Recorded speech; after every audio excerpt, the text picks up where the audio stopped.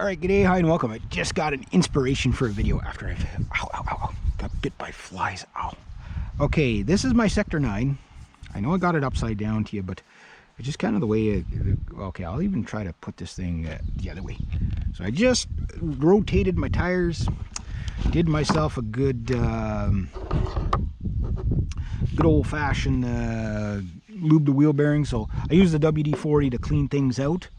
And then I use this stuff here, the Skateboarding bearing cleaner and lube. Really cool stuff. Highly recommend.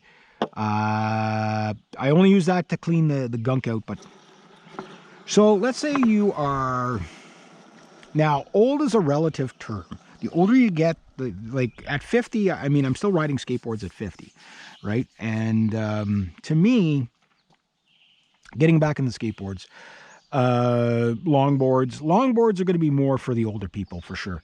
You know, yeah, I'm just going to start a trend to make all the longboards completely uncool for the kids. Oh, that's old people stuff, we can't use those anymore, and then it'll be just ours. But anyway, when I was a kid, like, longboards were kind of a rare thing. What you call a cruiser, you know, like a cruiser style, that was pretty much the dominant style back in the 90s. Like almost every skateboard was like, some were double end, but they were big, they were fat, they were flat, they were short. And if you look at like Tony Hawk, like his early days when he was a teenager, look at the boards he did tricks on. And I had a board like that. I had a Sims. All my friends had Sims, pretty much. They all had the Sims board. The one I always wanted was the one with the Mad Scientist on it. My buddy Herb had that. And I remember trying it. I remember when he first got it, and he's like, okay, don't do any rail slides because you're going to ruin the graphic. But he had everything on it. He brought it to school and whatever. And I remember trying it. I was like, oh, this thing's the most awesome thing ever. If you were to try that now, you'd probably die on it. they were pretty unrideable. Like it was a totally different world. And but they you know, like the double ender skateboards, you know, those things came on a little bit later, but they weren't super popular to see in the 90s as much, because you could only really use them at a skate park because the wheels were just too small. You know, you get stubbed on everything. So cruisers have been the dominant probably forever. And before the cruiser, there was the banana boards, these 1970s banana boards. 10 years ago, I grabbed one of my childhood skateboards. It was a green one. It was that Pro Line. And man, that thing was dangerous. I mean, it was cool because it was like this high off the ground, but it was only like that. Like the board was like 6.5 inches, and the trucks were just, you know what I mean? Very dangerous things to ride. So you couldn't do any tricks on it. I tried doing tricks on it, but there was no way to really safely do tricks on it. And it definitely was very terrifying once you got up to, you know, like 10 kilometers an hour was speed wobble, you know, territory for sure. Just not a stable ride. And you could probably, I don't know if it would be, no, it was on my other channel, but I do have footage. I got footage of me wiping out on the thing, trying to do an ollie on this flat 1970s banana board. What was I thinking? But yeah, so when I was a teenager, I had a Sims board. I took it everywhere. I took it to a ramp a few times. I was never a really good trick guy. I just couldn't spend enough time on it. But all my buddies had skateboards, so I had skateboards. And that skateboard, my brother ended up snapping my Sims skateboard in half, and he broke his arm. And I remember always telling him, because I kind of feel bad because it was me that got him to ride it.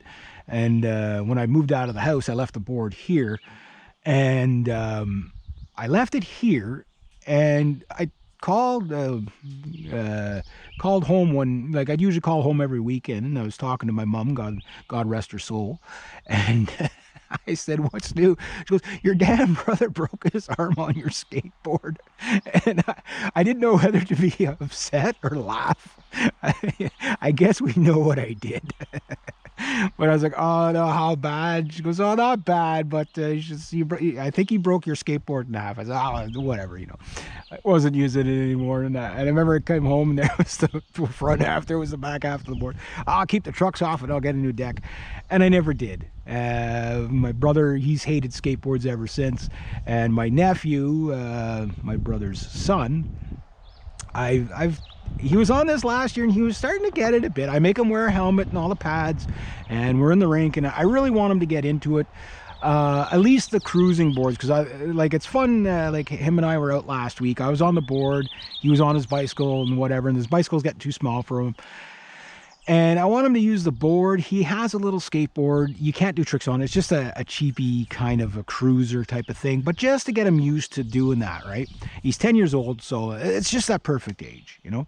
Now, for you guys that are older than that, okay, it's you know, I know what it's like to be 40 because I'm 50 now, right? I know what it's like to be 30 because I'm 50 now. And I know what it's like to be 20 because I'm 50 now, right? So I've been through all those years.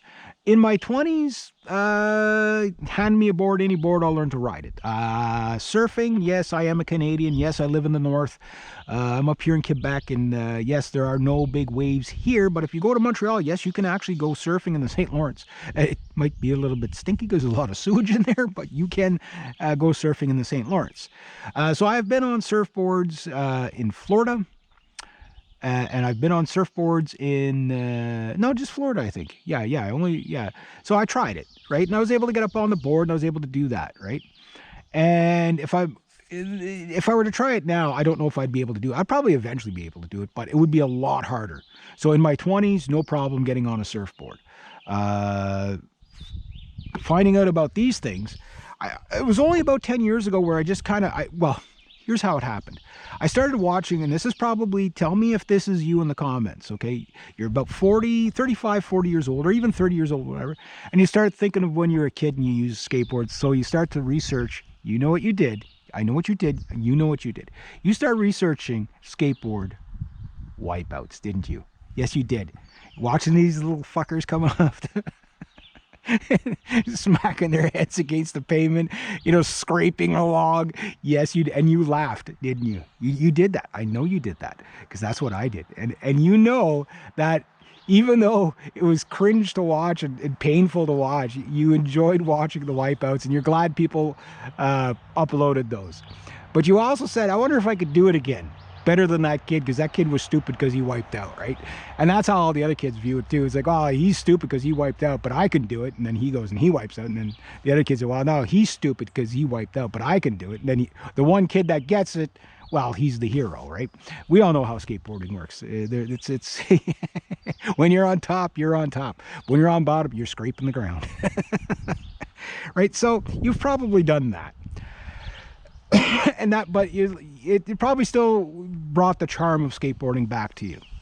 And you're like, okay, I'm not going to go off 8 flights of stairs like that kid did. You know, I'm not going to rail slide. I'm not going to do that crazy stuff. But could I just ride it around a skate park safely with a helmet on? Yes, okay, fine.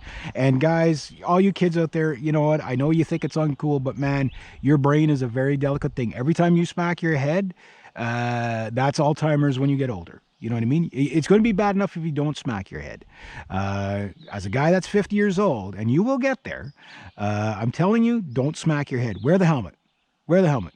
You know, but just, if you want to look cool, just make the safety gear cool. You know, I do it with the motorcycle and everything like that. You know, wear the onesie, look like a Power Ranger. But if you ever go down, you know, have it not need it. You know, these guys that do like in like Brazil and stuff like that, and the Alps and all that, coming down those big hills on those longboards, on those downhill boards, no, like nothing, just, you know, like no safety gear whatsoever. I'm just like, oh, like, yes, it's exciting to watch, but man, if you go down, you are so screwed up. You won't walk it off. It's injuries for life, right? So play safe if you're going to play. And for you guys over the age of 30, don't be stupid. You're over the age of 30. By now, you know, you're not going to be 15 again. You're never going to be 15 again. You're 30 years old. Put the damn safety gear on. Okay, that's your lecture for today. So you've made the decision to go back into skateboarding. Okay, great. Where do you start? Well, What kind of board? Well, like I say, when in the 90s, it was really easy. You walked into a skate shop and you had 20 flavors of the same board. You know what I mean? Like there wasn't a lot to choose from. Some had more of a kick, some were a little bit flatter. Yes, the banana boards were still around, only the most insane. I do plan on getting another banana board. I shouldn't have got rid of the one I had, but I did. But just for the insanity of it, right? But you know, you can do all that stuff. But the boards now are so well designed. I'm just going to cruise around, not going to do any tricks. If this is you, just get a long wide board like a pintail, nice big wide and carvy, easy. Okay, well, I want to do a little bit of tricks, but I can't do ollies and stuff like that. Got a bad back, bad knees, bad shoulder. You're like me, right? Okay, so I can't do ollies and stuff like that anymore. Like I could probably do one or two, and then I got to go take a nap, right? But the thing is that you could get into the dancing boards. You know, they're 40 inches long, some longer, some shorter. They're 10, 11 inches wide. They've got cutaway trucks, cutaways like this for your trucks. You know, really easy to ride. You can learn how to do the dancing on it. I do plan on getting one of those boards too. Okay, maybe you don't want to get into the dancing thing because you're not a 15-year-old girl. You're you're a grown man, and you don't want the guys to think you're a girly whirly man. Okay, well, get yourself you know, like something like this with the cutouts. Okay, get into surf skate or skate surfing. Skate surfing, skate surf is what everybody seems to call it. Something like this. There's a lot of fun because you're doing a lot of really technical stuff. You can get into a bowl with this thing. Although this is more meant for flat ground. It's halfway between a cruising board and longboard and a surf skate, right? So this